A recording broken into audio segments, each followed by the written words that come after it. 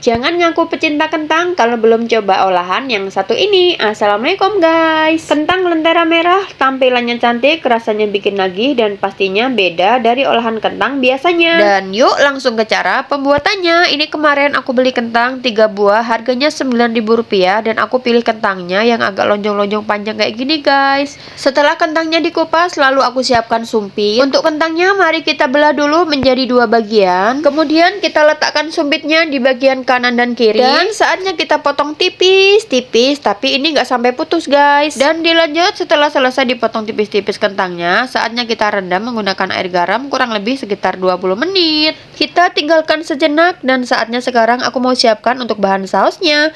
Bumbunya aku menggunakan bawang putih, aku geprek kemudian aku rajang halus. Aku tumis dulu bawang putih yang sudah dirajang halus tadi, kemudian setelah harum aku tambahkan air secukupnya. Lalu aku masukkan saus pedas, saus tiram, penyedap rasa sapi, minyak wijen, dan tinggal diaduk-aduk aja sampai merata. Jangan lupa tes rasa, dan yang terakhir kita tambahkan larutan tepung maizena. Dan lada bubuknya hampir aja ketinggalan. Dan untuk cara membuatnya, setelah kentang direndam sekitar 20 menit, lalu kita baluri menggunakan tepung tapioka. Dan untuk caranya seperti di video ya guys. Setelah semua selesai dibalur, kita siapkan sosis, kemudian taruh di tengah-tengah bagiannya, lalu kita tusuk menggunakan tusuk gigi. Dan untuk sosisnya ini 1 biji aku potong menjadi 3 bagian. Dan inilah penampakannya, si kentang lagi ngantri untuk digoreng. Siapa di sini yang gak suka dengan kentang? Dari kentang goreng yang crispy, kentang rebus yang lembut, hingga kentang panggang yang bikin perut keroncongan. Setelah minyaknya panas, kita cemplungin kentangnya, dan ini digorengnya menggunakan api sedang aja ya guys. Selain cocok untuk cemilan sore, olahan dari kentang ini bisa juga jadi ide jualan. Untuk sausnya kita masukkan ke dalam plastik klip seperti ini. Dan untuk kentangnya ini kita goreng sampai benar-benar mateng dan luarnya sampai benar-benar crispy. Dan kalau sudah kuning keemasan, kentangnya saatnya kita angkat.